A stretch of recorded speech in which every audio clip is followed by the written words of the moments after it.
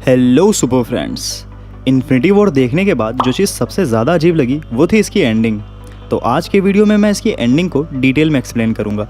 लेकिन अगर अभी तक आपने मूवी नहीं देखी है और कोई भी स्पॉइलर नहीं चाहते हैं तो प्लीज़ आप पहले मूवी देख लो, उसके बाद ये वीडियो देखना, क्योंकि तभी आपको वीडियो अच्छे से समझ में भी आएगी। तो अब स्पॉइलर वार्निंग के बाद शुरू करते हैं आज का video. Friends, Avengers infinity war के क्लाइमैक्स में हमने देखा कि थैनोस ने अपने इन्फिनिटी गॉन्टलेट में सारे इन्फिनिटी स्टोन्स फिट कर लिए और थॉर ने जब स्टॉर्म ब्रेकर से उसकी चेस्ट पर अटैक किया तो वो कहता है कि तुम्हें मेरे सिर पर मारना चाहिए था। लेकिन फिर उसके एक स्नैप के साथ ही वो पहले गमोरा के पास जाता है और फिर वो कहीं और चला जाता है। लेकिन बाकी यूनिवर्स में एक एक करके सब कोई डिसइंटीग्रेट होने लगते हैं। अब जो लोग कॉमिक बुक फैंस हैं उन्हें तो कुछ कुछ चीज़ें समझ में आई होंगी, लेकिन जो नॉर्मल ऑडियंस है उसे तो यही लगा होगा कि मार्वल वाले जिस मूवी की इतनी हाइप क्रिएट कर रहे थे उसमें विलन एंड में जीत गया। लेकिन ऐसा नहीं है, क्योंकि ये केवल फर्स्ट पार्ट है और अगले साल एवेंजर्स 4 में ये स्टोरी कंप्लीट होगी। तो अब इसका एक एक सीन डिटेल में समझते हैं।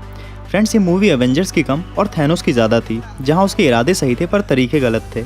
तो मूवी की शुरुआत में जब थॉर को पता चल गया कि थैनोस को हराने के लिए एक खास वेपन की ज़रूरत पड़ेगी तो वो निदेवलियर में इटरी के पास जाता है, जिसने थैनोस के लिए इन्फिनिटी गॉन्टलेट भी बनाया था। तो वो अच्छे से जानता था कि थैनोस को इन्फिनिटी गॉन्टलेट के साथ मारने के लिए स्टॉर्म ब्रेकर की ज़रूरत पड़ेगी।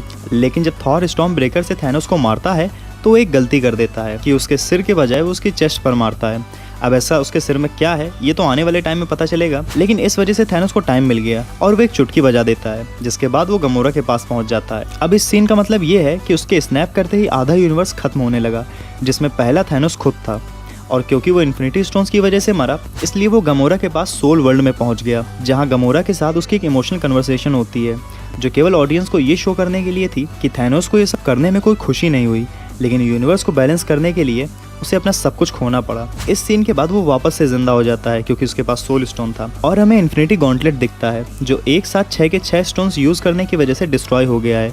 लेकिन वो अभी भी काम कर सकता है, ये हमें तब पता चलता है जब थैनोस स्पेस स्टोन की हेल्प से टेलीपोर्ट होकर कहीं और चला जाता है और इधर एक एक करके लोग मरने लगते हैं, जिसमें Winter Soldier, Black Panther, Groot, Scarlet Witch, Falcon, Mantis, Drax, Star Lord, Doctor Strange, Spiderman और लास्ट में मारिया हिल और निक फ्यूरी थे। और इनके अलावा केवल Iron Man, Nebula, Captain America, Thor, Black Widow, Bruce Banner, War Machine, M'Baku, Okoye और Rocket बचे हैं। और इनमें से ज़्यादातर कैरेक्टर्स फर्स्ट एवेंजर्स के टाइमलाइन के ही हैं। अब यहाँ जितने भी लोग मरे हैं वो बिल्कुल रैंडम हैं, बिना किसी भेदभाव के। लेकिन अगर स्क्रिप्ट की बात करें तो जितने लोग भी मरे हैं उनके मरने पर कोई बहुत ज़्यादा इमोशंस फ्लो नहीं हुए, क्योंकि इनमें से ज़्यादातर कैरेक्टर्स जैसे black panther, doctor Strange, Spiderman की फ्यूचर मूवीज ऑलरेडी प्लान्ड हैं। लेकिन मैं पर्सनली स्पाइडरमैन के मरने पर काफ़ी इमोशनल हुआ। अब ये जितने लोग भी मरे हैं वो सभी सोल वर्ल्ड में शायद गमोरा के पास चले गए होंगे, जो शायद एवेंजर्स 4 की भी लास्ट में वापस जिंदा हों, क्योंकि अब जितने हीरोज़ बचे हैं वही लोग एवेंजर्स 4 में एक्शन करते हुए दिखेंगे, जहां कुछ नए हीरोज़ कैप्टन मार्वल और कुछ पुराने हीरोज़ एंटमैन और हॉकाई भी उनको ज्वाइन करेंगे, जो अभी तक तो हाउस अरेस्टेड हैं।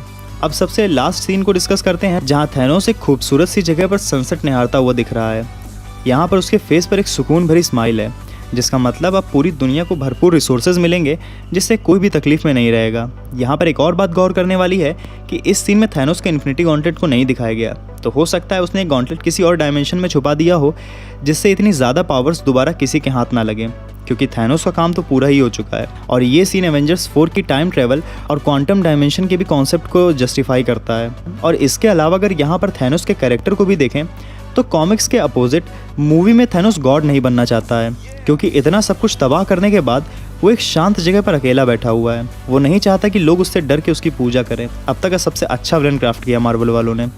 अब अगर एवेंजर्स 4 की बात करें तो शायद बचे हुए एवेंजर्स इन्फिनिटी स्टोन्स की खोज में दूसरी डायमेंशंस में जाएंगे, जिसमें उनकी हेल्प एंटमैन कर सकता है। और अगर डॉक्टर स्ट्रेंज के लास्ट वर्ड्स की बात करें तो उन्होंने टोनी से कहा था कि यही इकलौता रास्ता बचा है, जो कि 14 मिलियन रास्तों में से एक था, और इसीलिए थैनोस से टोनी को जिंदा छोड़ने के बदले में उसने टाइम स्टोन से दे दिया।